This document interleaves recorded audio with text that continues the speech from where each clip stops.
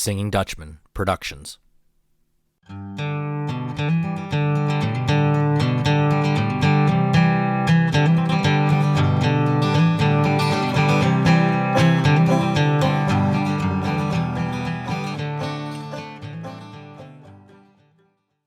Hello and welcome to Doug's Front Porch, a podcast where I get to sit down with friends old and new and have honest conversations.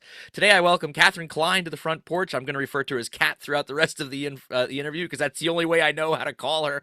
And a former student and now I consider a good friend. Kat, thanks so much for coming up on the show. Thank you for having me. It's been a delayed catch up that we've much needed. We were talking before we hit record that it has been a while since we've talked to each other other than like a Facebook message here or there. And it is good to hear your voice for sure, Kat. Same to you. I'm so happy to be here.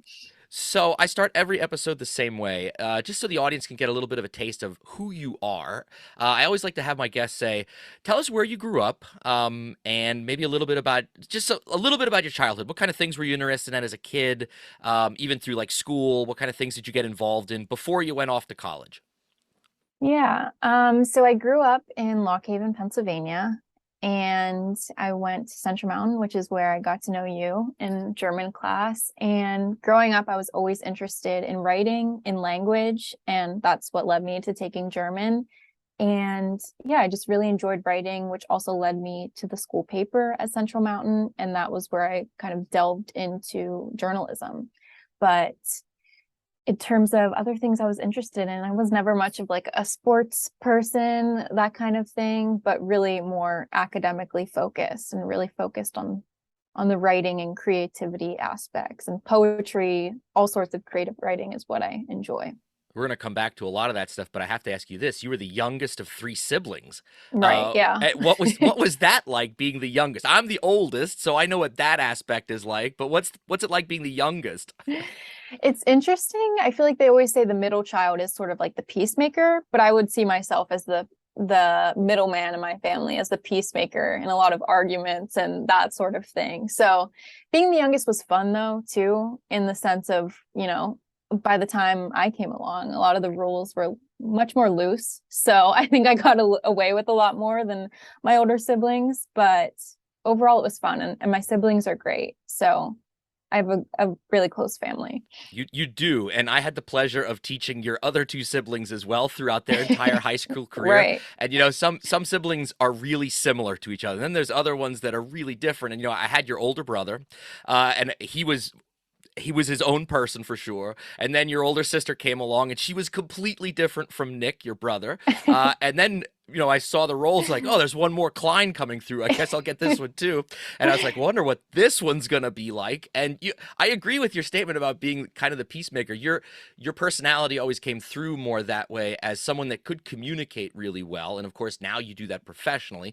And you've already talked about how you do that through writing. So I just wanted to say that. I mean, both your brother and your sister were great people. I love them. I love them dearly. But when you came along, I was like, well, what's this one going to be like? And I was so pleasantly pleased with the kind of student you were and the kind of person you were.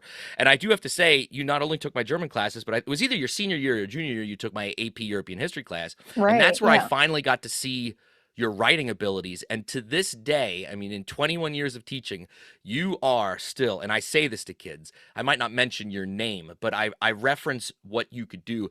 You have to be in the top two, if not number one, strongest student writer that I have ever had in my career. And that's so kind of you to say. And every year kids try to there's kids that come along. I'm like, oh, this kid's pretty strong. But then I'm like, oh, but this isn't. I read one of their essays. I'm like, well, this isn't Kat Kline. This is no Kat Kline. You're hyping me up over here. That's what I need. Yeah. Hey, that's what we're here for, right?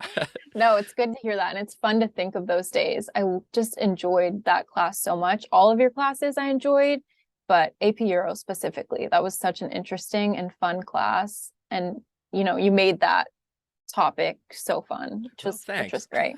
Thanks.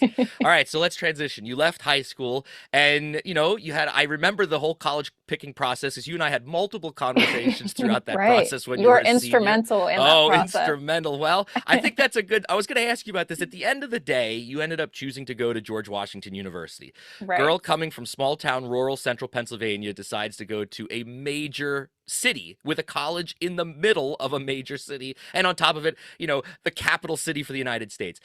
So tell the audience just a little bit about how you came to that decision, and then also talk to us a little bit about what was that transition like for you, being that small town girl, going into that setting. Right. Yeah. So I think that was definitely a hard decision for me, as you can imagine. I mean, I think what it came down to, though, is thinking about, and you were able to frame this for me really well in making that decision, is what was going to challenge me most and what was going to fit, my interests the most. And yeah, I think just challenge me. I think going to DC probably is the most challenging location I could have picked, honestly, but it was what I needed to grow and to really get more experience in the world of journalism. I mean, there's obviously no better place to be involved in journalism and politics as DC. So I think I really did make the right decision there. And again, I thank you for all of the input that you gave during that process.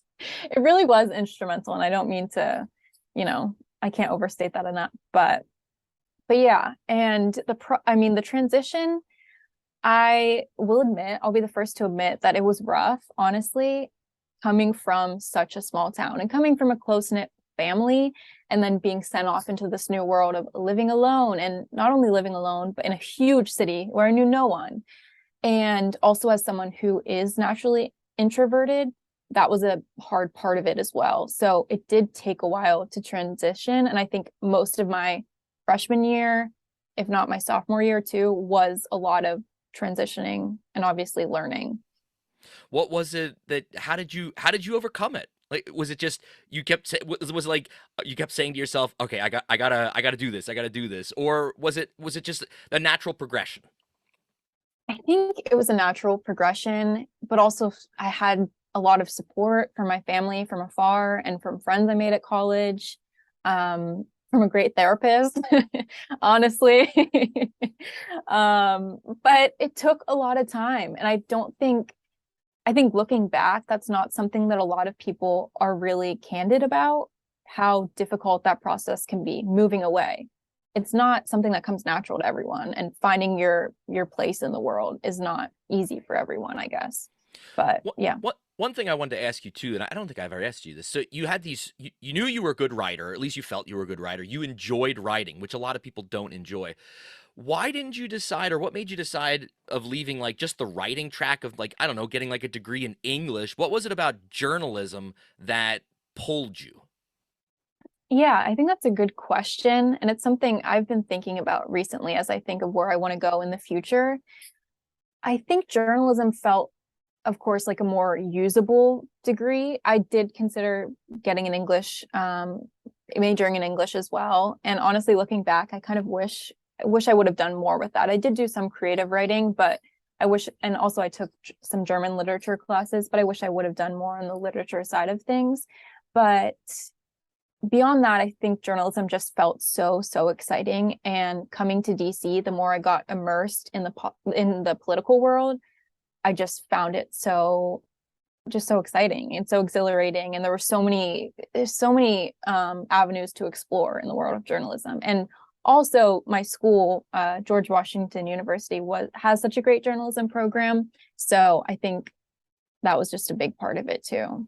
Well, I have to ask you then, like, to the average person, politics, I mean, it's either something I guess you like or you hate. And Hmm. what was it about politics I mean, you said it got you excited.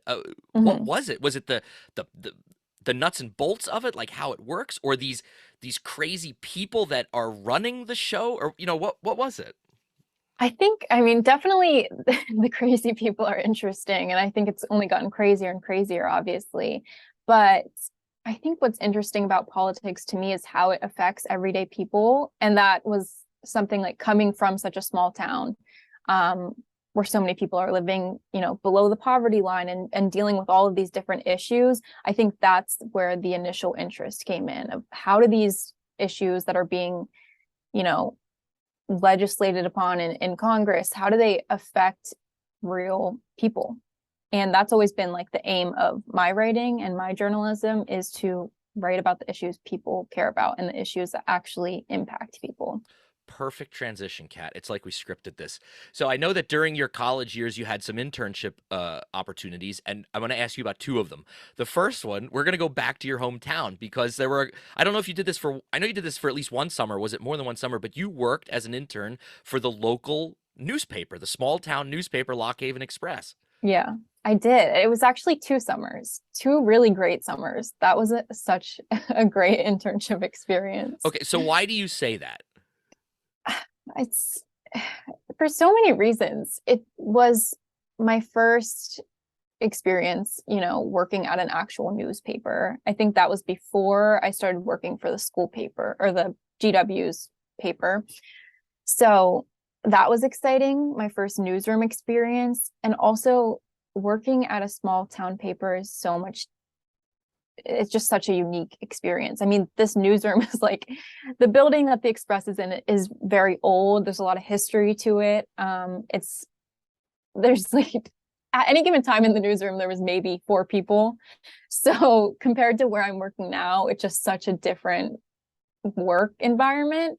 But beyond that, the assignments that I worked on were so varied and so just all over the place, and literally having to travel to random places in the community, meeting tons of different people. I think that aspect of it was really fun because I got to meet a lot of new people in the community that I had never known about, never knew. And I really got to work on my interviewing skills. And again, as someone that's introverted, just work on my communication skills in general and write some really fun stories.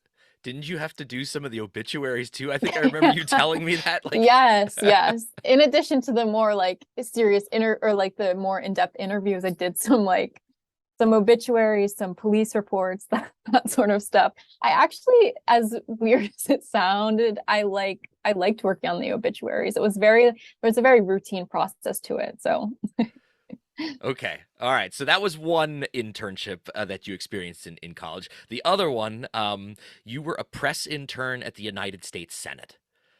Let's talk about that. How did that come about? I guess through GW. Was that set up through them?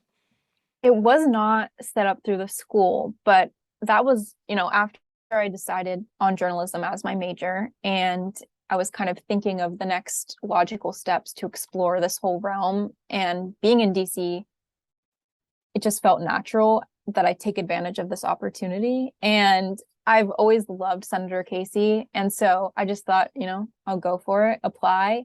I really didn't think anything was going to come from it because I didn't have much experience. So I was really, shocked and excited when I did get that internship. And it was just such a cool experience that ended up being shortened because the pandemic started. That it was 2020, at the beginning of 2020, spring semester. So it was a little bit abbreviated, but still I just learned so much. In the short time that you actually got to do it before the pandemic totally, blew up the world, what were some of the memories that you have or experiences that you got to have? And is there one where you were literally like pinching yourself, like, is this really happening? Did you have an experience like that? I think so, definitely. I think there are a couple like that. I mean, just the experience that I got, the work experience that I got was great. I got to work in a all-female press office, which was so cool. There were so many great women that, mentored me and helped me, just gave me so many opportunities to work on press memos, to draft social media posts for the senator, which was very cool. But a pinch me moment definitely was walking through there's tunnels that connect all of Capitol, like the Senate, and all of Congress together. There's tunnels under the Capitol. And I was walking in the tunnels one day and passed just an old woman who was accompanied by a security guard. And I was talking to one of my colleagues, so I wasn't fully paying attention. And I almost actually ran into this old woman and I had to, jump to the side. And then I looked back and I realized I'm pretty sure that was Ruth Bader Ginsburg.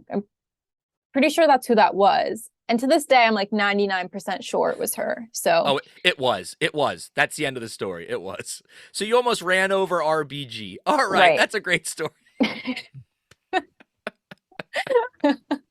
Yeah, that's a classic. That is awesome. It's too bad that, everything happened the way that it did, that got cut short. Because I can only imagine what else you would have learned and experienced had you been able to do that for the entire length of a semester, for example. It's just crazy. Definitely, Yeah. definitely. All right, let's do the next major transition. So you graduate college. What happens next? Like, was your plan like so? I don't have a degree in journalism, so you had some experience. I mean, you had some stuff that probably looked good on a resume. You had a degree, you had experience at both a small town newspaper, but you also had Hmm. experience in the working for a United States senator. So when you were looking back on that time period in your life, what were you thinking? Were you thinking, okay, I'd like to go this avenue, or Hmm. were you thinking I want to stay print journalism, or oh, maybe I'd like to explore television journalism or something else? What was going through your mind? Yeah, so it was such a weird period because that was still amidst the pandemic, and college in general, the last 2 years ended up being very weird because it was solely online.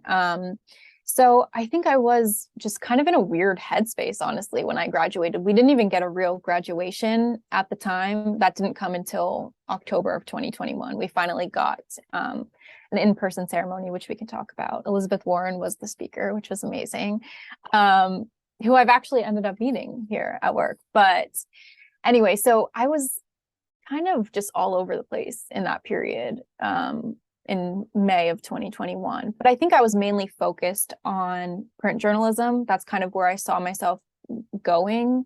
I think going back to the Hill was also an enticing option. So it's kind of interesting that I ended up in the broadcast realm because I did not really foresee that coming. Well, how did that happen? It just, I mean, I was applying to jobs like literally every day for probably, I don't even know, many, many months. And out of all of the opportunities that I came across, this just seemed to be one of the most exciting. And the idea of trying something new, I think, was what was really exciting about it. I didn't That doesn't really take. sound that doesn't sound very introverted of you, though. Like Yeah, you're right. Maybe I'm an introvert with some extroverted tendencies. I think so. I think so. Yeah, so I don't know. I didn't expect to be here, but definitely happy this is where I ended up for Well, let's sure. tell the people, what was that first job you got then in broadcast journalism? So the first job that I got, and it was in November 2021, was in a desk assistant program at one of the big three news networks. And that was insane to me. It's a network that I grew up watching. My mom is a big fan, and so going from seeing these anchors and all these correspondents on TV to now they're the people that are sitting next to me at work is a crazy experience for sure. Um, but it's been really cool. And so I did the desk assistant program And what for what is that about a for year. someone that doesn't know? Like, Right. what's that job? What do you do? It's a rotational program, and as the name sounds, you're assisting like the assignment desk here at the bureau. And it's like I said, it's rotational, so you're doing a bunch of different things, and you do each rotation for probably like a couple months around that. You start out really just like answering phone calls, doing basic administrative work for the assignment desk, and then you go on to a bunch of different things. One of my favorite rotations was working with nightly news. So I sort of acted as a researcher for them, working hand in hand with the producers, the editors, trying to like locate footage and scrub, media outlets looking for clips that they might use on air, that sort of thing. There's another rotation where you assist the MSNBC and News Now teams, and you're kind of fielding correspondent hits, making sure that correspondents know when they need to be on air, what their topic is, if their hit gets canceled or moved, which there's a lot of pressure with that because if you screw it up, it's like the correspondent's not going to be on air. That's a huge, huge thing. So attention to detail is key.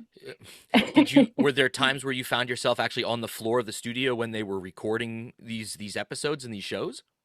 Yeah, totally. Totally. That was another part of the program. You would, be able to print for the shows. So print scripts, research, updates for the anchors while they're on air. So you're actually going in during commercial breaks to bring them whatever you printed for them, which is a Yeah. crazy experience. I'm sure. I'm sure. And Yeah. imagine you probably you had the opportunity to meet some pretty cool people, I would imagine, too. Yeah, Uh, definitely. There's been a lot of cool ones. And like I said, like people that I've, grown up seeing. Like I was on a this was recently, but I was on an elevator the other day with Lester Holt.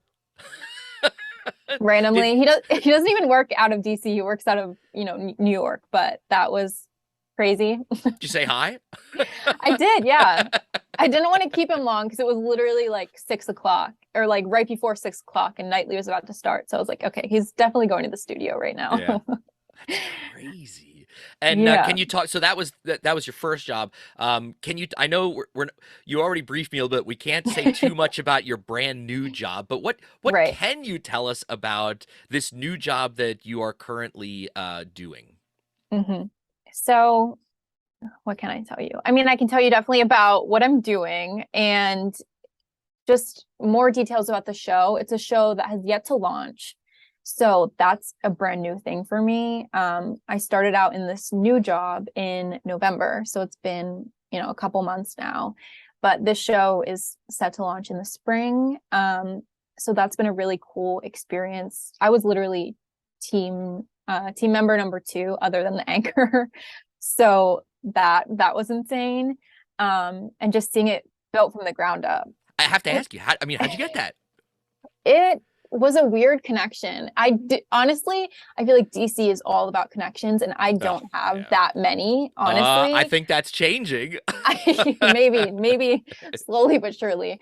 But it was actually a professor of mine kind of, well, first of all, I applied to the job, but a professor of mine also knew some of the people that were working with the show and was able to put in a good word for me. And it just kind of happened. I didn't even really know I was going into an interview for this. And within a week, I had the job. So it was kind of whirlwind and not like a traditional hiring process, I would say. Is this another news show or a news-based show?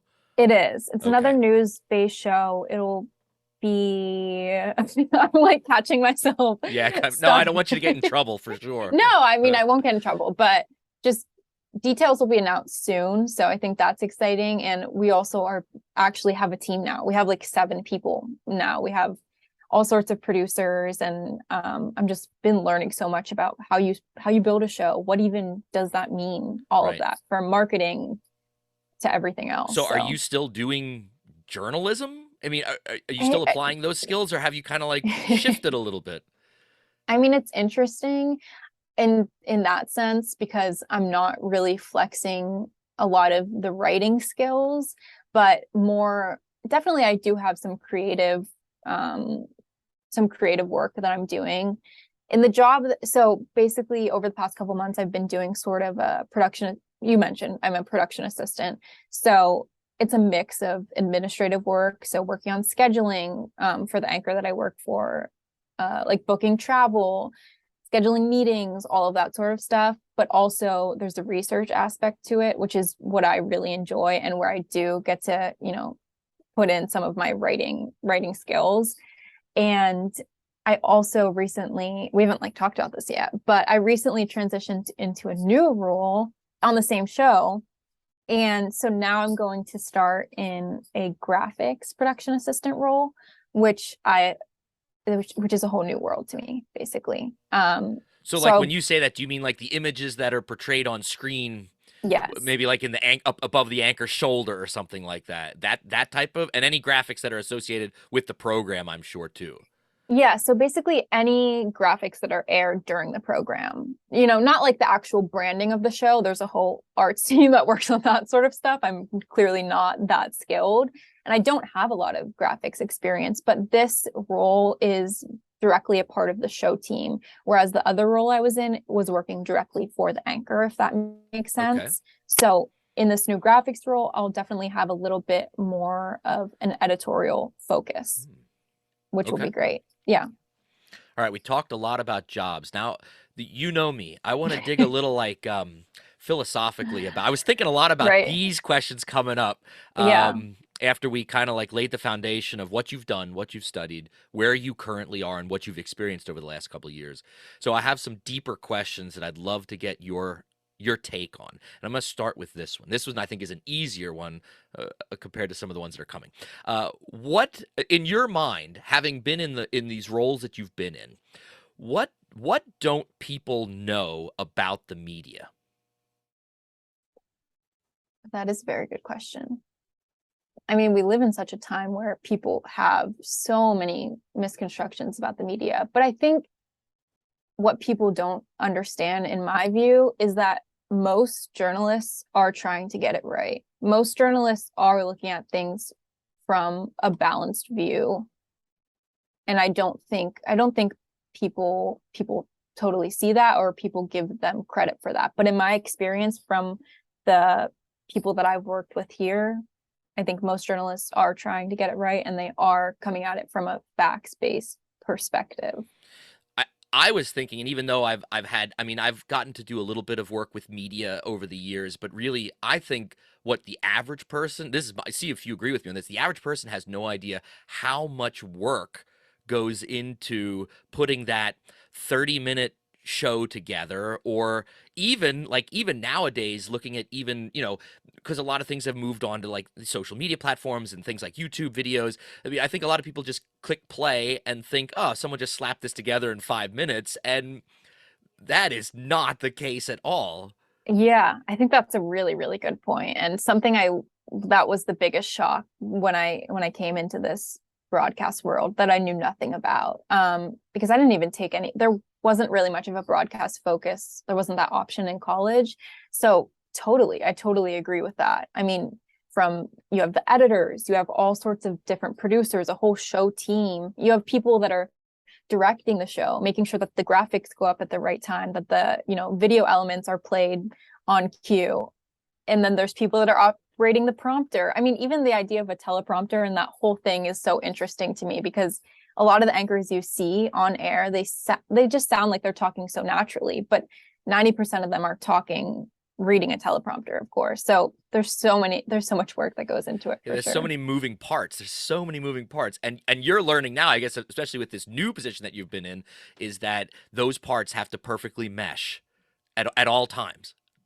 Totally. And it's a fine art, just to get all of those pieces to work correctly. And the teams aren't as big as you think either, these show teams. Like I wrote out a list of all of the positions that'll be on our team, just to try and get a sense of it. And really, we have an executive producer, two senior producers, a line producer, a couple segment producers, a tape producer, and then two production assistants. So that's like about 10 people on a show team, putting together a whole show every day. And then they have to get along with the guys running the camera and the people Right. running the soundboard and the lights and Yeah, all that other stuff that we don't even exactly. think about. Exactly. Yeah. Then there's the whole technical side of it too, which I found some of the most fun people in this broadcast world are the tech people. I've had, and a lot of the audience knows I have the luxury of doing these two films with, real film production crews. And Right.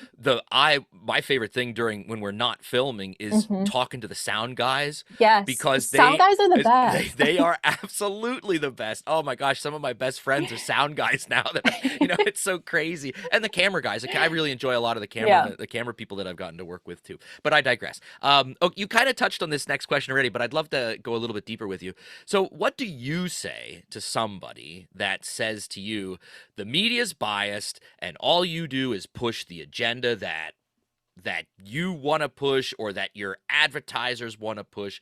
Because that, I mean, really, we are living in a world where there are so many people, and maybe it's everybody. I think, we can live in our media bubbles where I'm only going to these outlets to get my news, or this site to get my news. And you already said what most people don't realize is that the journalists themselves are trying to present an honest story. You've seen that firsthand. You've done that firsthand as a journalist. But how do you get that message truly across to somebody? I know most people, you're never going to change their minds. I understand that. And there's no point in wasting your breath with some people. But if you got somebody that just comes up to you and says, "Oh, I see you're on that show on that channel," like what do you say to somebody like that? That is a really good question. I don't know. I think again, I would refer back to the point like, yeah, of course it depends what news outlet you're watching. And I think there are certain news outlets out there that we're not going to name that give the rest of the media industry a bad rep. And but it's certainly not all news outlets. It's certainly not all journalists. And I would just tell people to question their sources. Where are they hearing this kind of information from? You know, is it politicians who are attacking the media to try and discredit them to make themselves look better, or what exactly is it? So I think that's what I would kind of tell people. Um, yeah, but it is such a strange time we live in. I mean, the media has always been, I think, attacked in a way, but maybe never to this extent. Well, and I think you see also being in DC and having spent some time on the Hill and being involved somewhat in the political ocean that is there. How cutthroat is it? I said this to someone today. I am increasingly learning how cutthroat this world is. And even now, I've been here in DC since 2017, but I feel like every day I see more and more evidence of that. Yeah, it's pretty cutthroat. It's not an easy town to live in. I think people are just very competitive here. And that's not to say people aren't nice. People are very nice. Even at my bureau, um, people are just are really nice and really great to work with. But yeah, a very competitive town to say the least. And how competitive is journalism itself these days? Do you Very, vary? Okay. yeah, I think so. I think a lot of people just know exactly what they want, and they're going to get it somehow. You know what I mean? Like, so it is very competitive, but I think that can also be a good thing. It encourages people to be better, work harder. And in my case, I think it's, made me better in some ways too. All right, shake your crystal ball. You've been working in this field now. Where do you see the future? And given how divisive our country is, and especially when we're talking about the media and how some people are completely against it, or there's all this throw around the word fake news, all these things. What do you like when you have these meetings with people on your team, and what does the future look like, do you think, for journalism in our country? And here's a kind of a follow-up question, and maybe this is too much, but I'm going to throw it anyway. How is social media helping or distracting from forward progress? That's a great question. I think social media helps in so many ways because the stories that journalists are able to tell now are so much fuller because we're able to access, millions of people through social media and, tell people stories that we may have never known about before, and we have just easier access in that sort of way. But at the same time, there's so much noise, there's so much clutter with social media. And I think it can be hard for journalists to cut through the clutter. I mean, even now with what Elon Musk is doing with Twitter, it's been hard for journalists to even get their message out there with the whole verified, system thing. But I think, it's just a hard time to be a journalist. And I don't know exactly where things are going, but I do see things moving more to a digital sense and a more social media focus.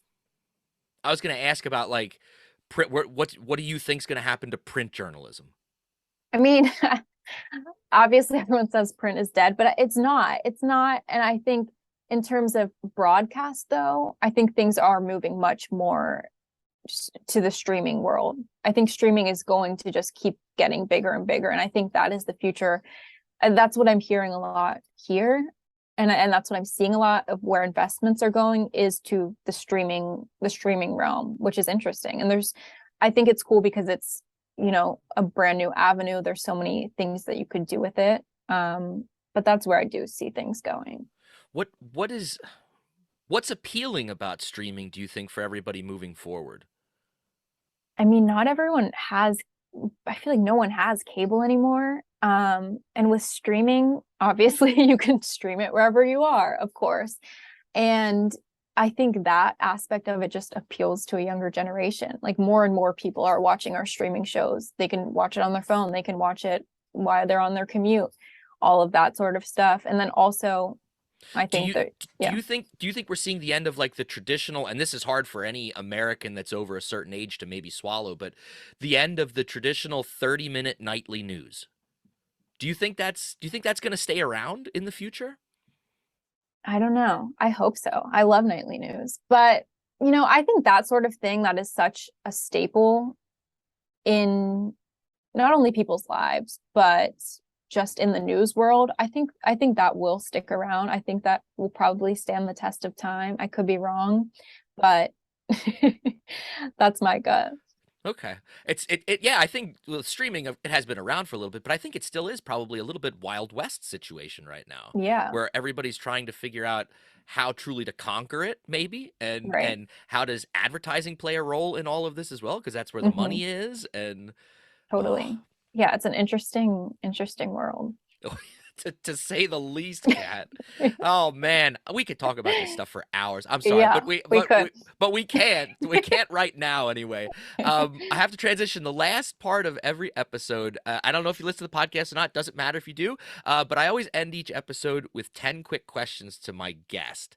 Are you Okay, bring ready? it on. Yeah. Oh, bring it on. Here we go. Number one, what is your morning drink of choice? I'm gonna have a really boring answer because I'm not a coffee drinker. Either water or kombucha. Okay, well that's not boring. Yeah. Haven't you ever been a coffee drinker? At times, but I don't think, how they say some people don't have like the enzyme that breaks down caffeine. I think I'm one of Okay. those people because it just makes me Oh. jittery. It doesn't Oh, really okay. help me Yeah, I in would. any way, Yeah. Okay. you Fair know? enough. Fair enough. All right. Oh, this one I'm really interested because this is a topic that you and I have talked a lot about over the years. So I'll be curious where you are right now. Number two, Hmm. who is a go-to musical artist or group? Oh my God. Don't get me started. We could talk about this forever. Yes. This could Yes, be we its could. own show. Um, Go to my top three probably are the Beatles, of course, the Lumineers, and the Abbott brothers. Those are the three answers I knew you were going to say. I know, I'm predictable in that sense. Oh, and there, Bright Eyes. I love Bright oh Eyes. yeah, there for a while we were sending each other videos. I remember that, and you're like, "Did you see this one yet? Did you listen to this song yet?"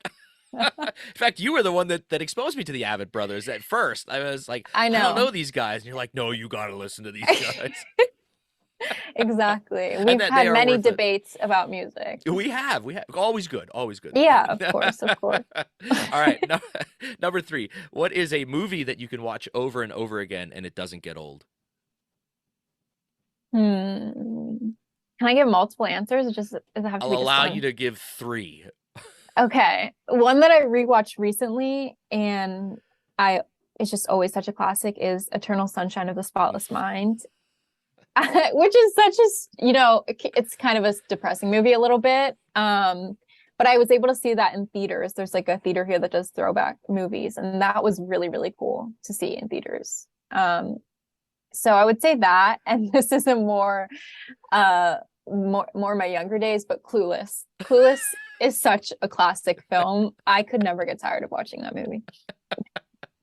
Those are two opposite end spectrum type films, but that's okay. Seriously. You got the art house film and then you got Clueless. That's okay though. That's good. Hey, that's fine. That's fine. All right. Oh, I can only imagine. Here we go. Number four. What is the last thing that you read? Oh, And it that could is be for like literally, what's the last thing you read? Maybe it was something for work, or if you want to talk about a book or something that you've been reading. Um, the last thing I read was probably an article for work, but the last book that I read, it was not the entire thing. I'm still working on it, but I went to Ari Melber released a forward to the January 6th report, and I went to his event for that. So I got a signed copy of the forward and the report. So I've been delving into reading that, which is like a huge, thick book with hundreds and hundreds of pages, but it's relevant for work also. So I was gonna Yeah. say how much of your job is reading? So much of it, just reading and digesting what I'm reading and putting it into sort of a digestible research format. Okay. Yeah. Yeah, I can only imagine. Yeah. But you've always liked to read, so I mean it's Yeah. It yeah, works out. it does work out. All right, number 5. What's your favorite pizza topping? Favorite pizza topping? Hmm. I'm gonna go controversial and say pineapple. That's all right. That's not. You're not Yeah. controversial in my book on that, but I don't know. Some And people some would be people, yeah. screaming. Oh, let them scream. That's all right. Number 6, laying on the beach or going for a hike? Beach.